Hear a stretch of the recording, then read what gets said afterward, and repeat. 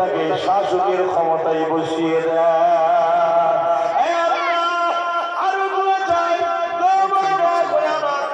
সেনাবাহিনী, পুলিশ বাহিনী,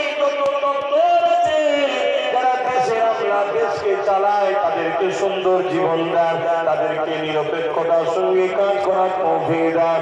আমার দেশকে সুন্দর করে আগিয়ে নিয়ে যাওয়ার তৌফিক আমাদের প্রত্যেককে দান করো। আপনার নবী বলেছে হিকমতের সঙ্গে কাজ করো। আল্লাহ হিকমতের সঙ্গে করছি। যদি আমার কোনো কাজে আপনি ভুল হন, কষ্ট বেজার হন, রাগ করেন, মালিক হেদায়েত করে দেবেন, ধ্বংস করে দেবেন না। হেদায়েত করে দেবেন, ধ্বংস করে দেবেন না। নারাজ হয়ে যাবেন না আপনি আমার উপরে। আমার আব্বা আম্মা, ভাই বোন, স্ত্রী বাচ্চা সকলে নেক হায়াত দারাজ করুন, দিন ইসলামের উপরে রাখুন। ঈমান খাতিমা বিল খাইর।